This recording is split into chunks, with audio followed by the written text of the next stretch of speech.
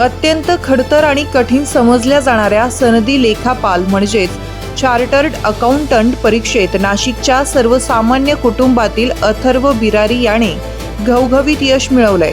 सनदी लेखापाल होण्यासाठीच्या सर्व परीक्षा अर्थात फाउंडेशन, इंटरमिजिएट आणि अंतिम अशा सर्व टप्प्यांवर पहिल्या प्रयत्नात यश मिळविताना त्याने वयाच्या 22व्या वर्षी यशोगाथा रचली आहे. CA अंतिम परीक्षेत अथर्वने नाशिकमध्ये द्वितीय तर राष्ट्रीय पातळीवर 40वा क्रमांक पटकावलाय. अतिशय सामान्य परिस्थितीतून आलेल्या अथर्वचं हे यश इतर विद्यार्थ्यांसाठी निश्चितच प्रेरणादायी ठरेल. त्याचे वडील कैलास बिरारी स्क्रीन प्रिंटिंग व्यवसायात कार्यरत आहे, तर आई प्रज्ञा बिरारी या घर सांभाळून शिकवणी वर्ग घेतात आणि शिवणकाम करतात. अथर्वने इयत्ता 12वीचं शिक्षण BYK महाविद्यालयातून पूर्ण केलं. या अथर्व बिरारी यांच्याशी साधलेला संवाद. कौटुंबिकबद्दल सांगायचं तर म्हणजे मी एक मिडल क्लास फॅमिलीमधूनच आहे.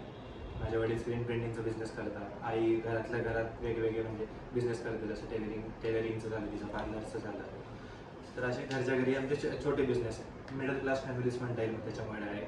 माझं एज्युकेशन पण तसंच होतं की एक विसेंट फ्रान्सिस हायस्कूलमधून केलं ते पूर्ण. नंतर क्लासेस CA साठी जेव्हा गेलो तेव्हा पूर्ण क्लासेसच्या बेसिसवरच झालं. पण असं नव्हतं की काही एकदम स्पेशली वेगळं केलं का काय आहे त्याच्यामध्ये. ओके. वयाच्या 22व्या वर्षी देशामध्ये तुम्ही 40वे आलात, तर त्याच्यामध्ये खूप मोठी स्ट्रगल आहे, मेहनत आहे.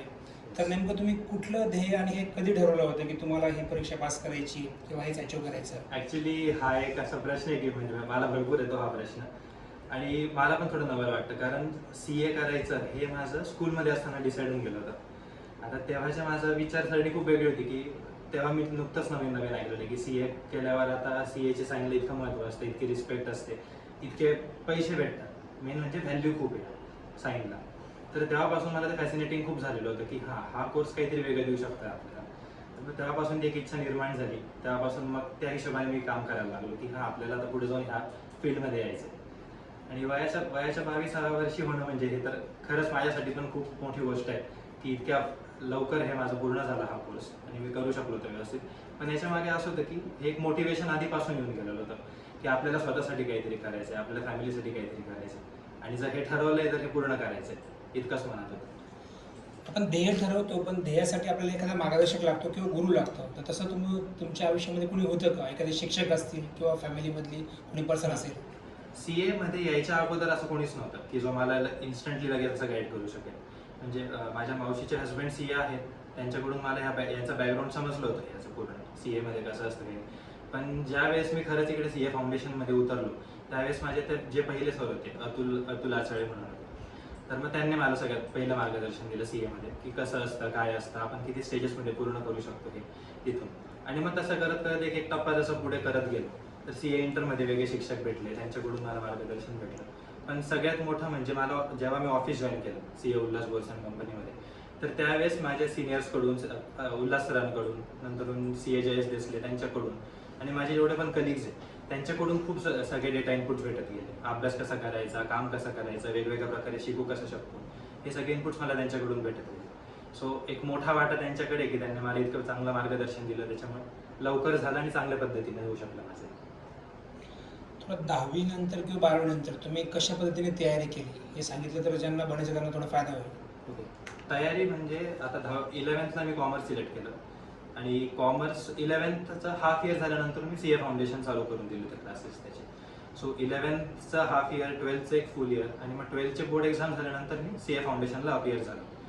तेव्हा जेव्हा अपीयर झालो तेव्हा मग त्याच्यामुळे काय होतं की आपला जो एक पुढचा 1 इयर ऑफ टाईम असतो तो वाचून जातो परत. CA फाउंडेशन करण्यासाठी काही मुलं 12th नंतर ऑप्ट करतात, तर मग तो एक 1 इयर वाचून जातो जेव्हा आपण 11th पासून सुरुवात करतो याची.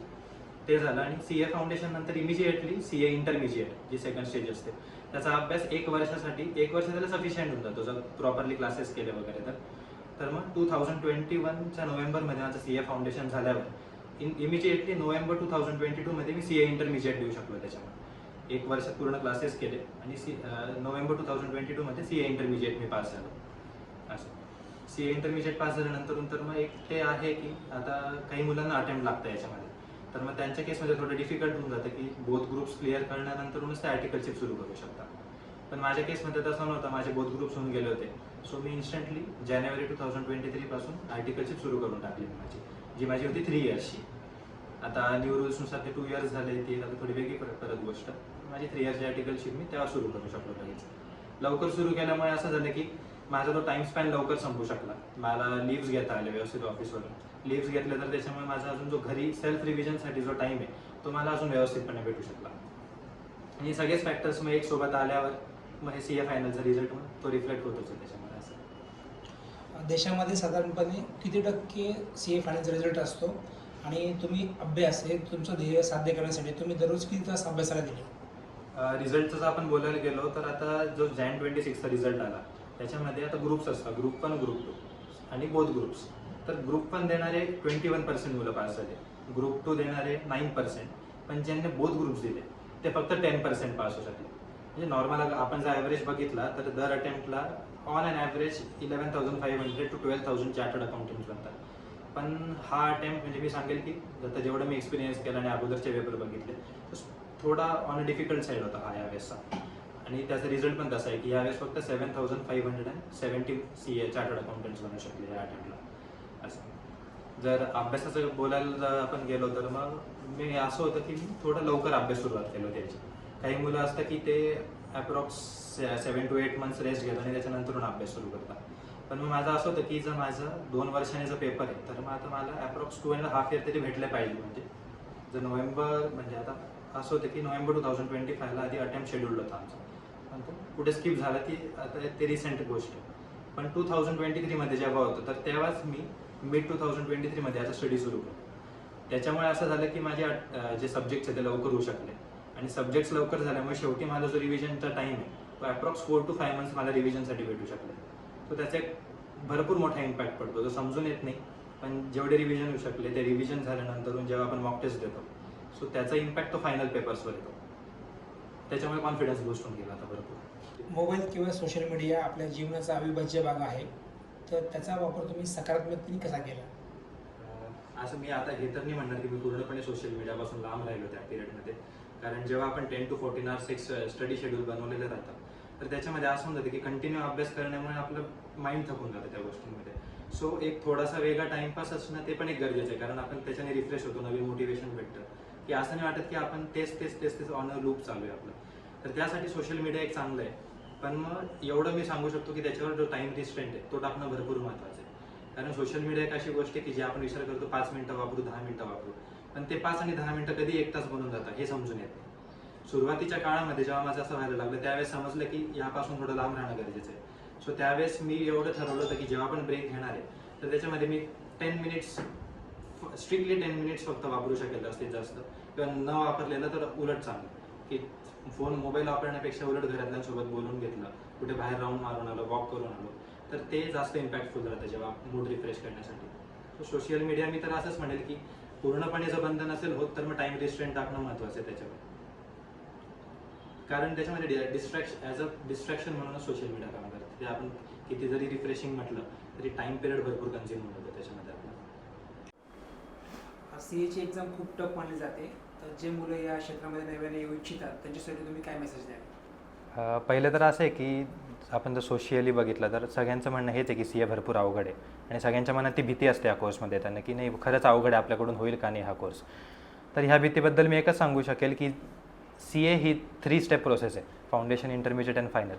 तुम्ही ह्या फुल प्रोसेसला शॉर्ट टर्म गोल्समध्ये जेव्हा डिवाईड कराल तेव्हा ऑटोमॅटिक तो कोर्स थोडा इझी वाटायला लागेल की नाही. आता तुम्ही जेव्हा विचार करतो आपण की डायरेक्ट CA बनायचं आहे तेव्हा हा खूप मोठा गोल आहे सगळ्यात पहिलं तर. पण जेव्हा हा विचार करतो की आपल्याला पहिले फाउंडेशन क्लिअर करायचं आहे, नंतर विचार करतो इंटरमिजिएट क्लिअर करायचं आहे, तेव्हा ऑटोमॅटिक ही जर्नी तुकड्यांमध्ये वाटली जाते आणि ते तुकडे थोडे इझी वाटायला लागतात. मेन म्हणजे तर हे सांगेल की हा कोर्स करायच्या आधी जो आपला व्हाय आहे की आपण हा कोर्स का करतो आहे हा क्लिअर असणं गरजेचं आहे. कारण तो जो त्याचं जे आन्सर येईल ते आपलं मोटिवेशन राहणार आहे पुढे हा कोर्स कंप्लीट करण्यासाठी. कारण डेडिकेशन आणि परसिव्हरन्स ह्या दोघं गोष्टी ह्या कोर्समध्ये भरपूर महत्त्वाच्या आहे. हे कोर्स करता करता मला समजलं.